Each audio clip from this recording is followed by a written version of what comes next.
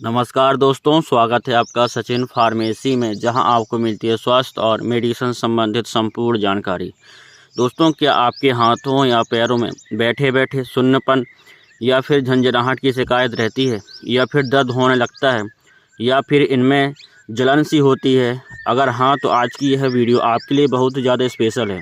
यह प्रॉब्लम सुनने में दोस्तों कई बार बड़ी मामूली सी लगती है, लेकिन एक्चुअल में यह काफ़ी ज़्यादा अनकंफर्टेबल फीलिंग है, जिसे वही समझ सकता है जिस पर कभी यह बीतती हो। जब भी हमें यह प्रॉब्लम होती है तो हम सोचते हैं कि यह कोई बड़ी बात नहीं है, मामूली सी चीज़ है और वक्त के साथ अपने आप ठीक हो जाएगी।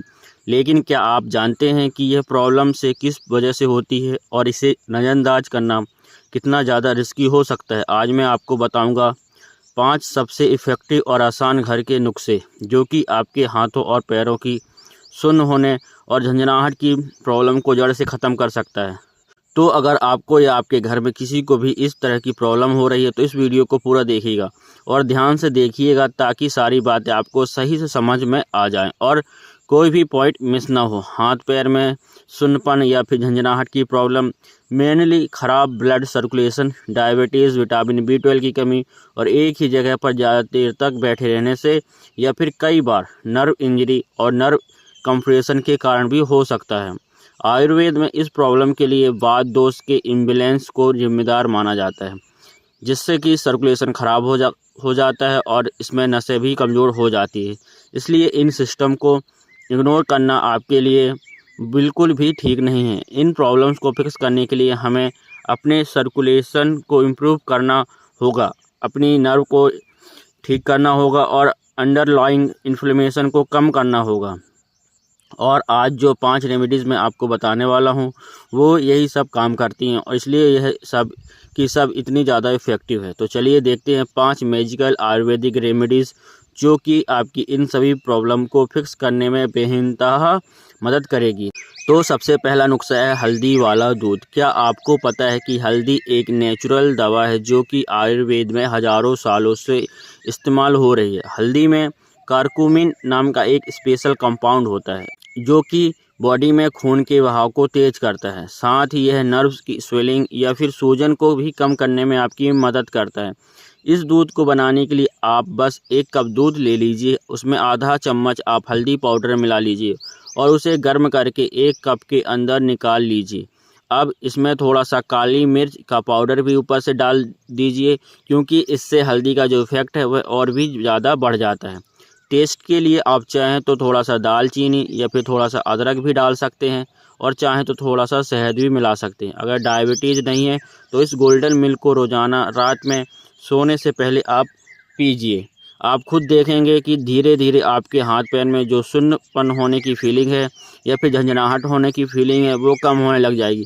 अगला पावरफुल और सिंपल रेमेडीज़ है दोस्तों, अदरक की चाय बनाकर पीना। अदरक का ऐसा मसाला है जो कि हर एक किचन में आपको मिल जाएगा आराम से, लेकिन इसका यूज आयुर्वेद में सिर्फ टेस्ट के लिए नहीं बल्कि हेल्थ के लिए भी बहुत सालों से हो रहा है। अदरक बॉडी को गर्म रखता है और साथ साथ ब्लड सर्कुलेशन को बेहतर बनाता है। जब ब्लड सर्कुलेशन अच्छा होता है तो नर्व तक ऑक्सीजन और न्यूट्रिशन अच्छे से पहुंचते हैं और इससे नमनेस और झंझनाहट में आराम मिल सकता है। इसे बनाने के लिए आप 1 से 2 इंच का एक अदरक का टुकड़ा ले लीजिए, उसे छीलकर बारीक या तो काट लीजिए या फिर आप उसे कद्दूकस भी कर सकते हैं। अब 2 कप पानी में आप इसे डालिए और 5 से 10 मिनट तक उबाल लीजिए और फिर छान कर 1 कप पानी में निकाल कर पी लीजिए।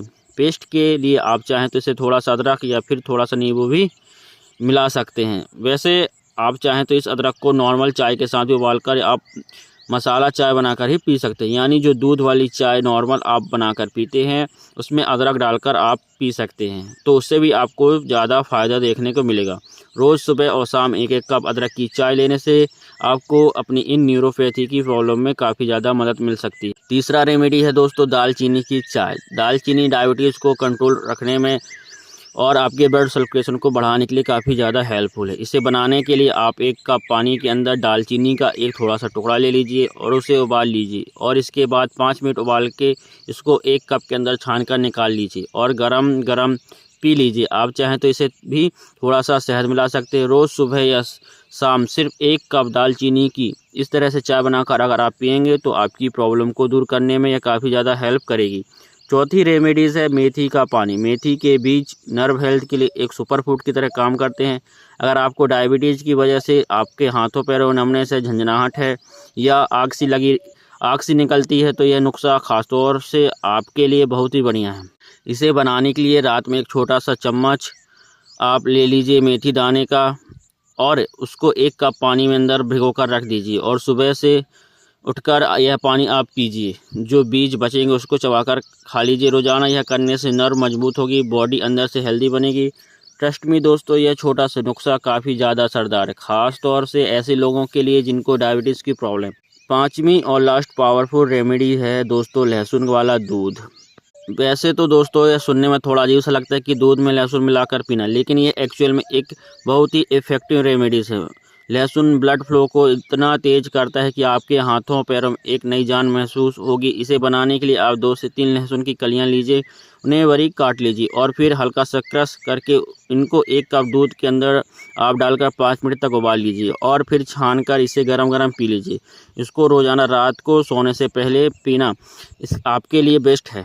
इस रेमेडी से धीरे धीरे आपकी नमनेस और पेन कम होने लगेगा, बॉडी में ताकत भी आएगी। इन रेमेडीज़ के साथ कुछ सिंपल डेली हैबिट भी हैं जो आपकी नर्व को ज़्यादा स्ट्रॉन्ग बना सकती हैं। फॉर एग्जांपल विटामिन बी वाली चीज़ें आपको ज़्यादा खानी है, जैसे कि बादाम, अखरोट और हरी सब्जियां। अक्सर नमनेस की वजह से विटामिन B12 या फिर विटामिन B6 की कमी होती है। तो अगर आप वेजिटेरियन या फिर डायबिटीज़ के लिए मेटफॉर्मिन ले रहे हैं तो इन डेफिशिएंसी का रिस्क आपके अंदर और भी ज़्यादा हो जाता है। तो ऐसे में अपनी डाइट का आप खास ख्याल रखिए। दूसरा, रोज़ाना कम से कम 8 गिलास पानी पीजिए। डिहाइड्रेशन से बॉडी को डिटॉक्स होती है और न्यूट्रिशन नर्व तक रिलीज पहुंचते हैं। अगर आप पानी कम पीते हैं तो आपका ब्लड फ्लो स्लो हो जाता है, जिससे कि टिंगलिंग और क्रैम्प्स बढ़ सकते हैं। साथ ही अगर आप एक जगह पर ज़्यादा देर तक बैठे रहते हैं या फिर खड़े रहने का कोई ऐसा काम करते हैं जिससे कि एक ही जगह आपको खड़ा रहना पड़ता है, तो हर आधा घंटा 1 घंटे आप थोड़ा वॉक कर लें या फिर थोड़ा बहुत अपना बॉडी को स्ट्रेच कर लें।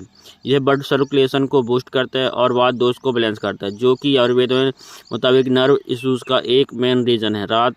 रोज़ रात को हाथों और पैरों में गर्म तिल का मालिश या फिर सरसों के तेल का मालिश लेकर इसे हल्की मसाज करने से आपको बहुत अच्छा आराम मिलेगा। मसाज से क्या होता है कि आपकी ब्लड वेल्स एक्सपेक्ट होती है, जिससे कि नर्व को रिलीफ मिलता है। लास्टली, अगर आपको डायबिटीज़ है तो शुगर लेवल्स को कंट्रोल कर रखना भी आपके लिए सबसे ज़्यादा इम्पोर्टेंट है। इसके लिए अपनी डाइट और अपनी दवा दोनों का ध्यान रखिए। अगर आप स्मोकिंग या फिर अल्कोहल लेते हैं तो उन्हें ग्रेजुअली कम करने की कोशिश कीजिए, क्योंकि ये दोनों चीज़ें भी आपकी नर्व को डैमेज करती। ये सिंपल लाइफस्टाइल चेंजेस है।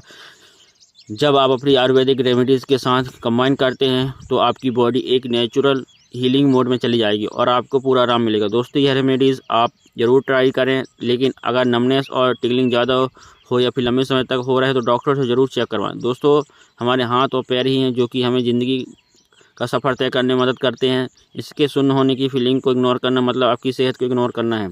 अगर वीडियो पसंद आई तो इसको लाइक ज़रूर कीजिएगा और मुझे कमेंट में ज़रूर बताइए आप में से कौन सी रेमेडीज ट्राई करना चाहेंगे, या फिर अगर आपने इनमें से कोई रेमेडी ट्राई की है उससे आपको क्या फ़ायदा लगा है, तो वो भी मुझे आप कमेंट करके ज़रूर बताइएगा।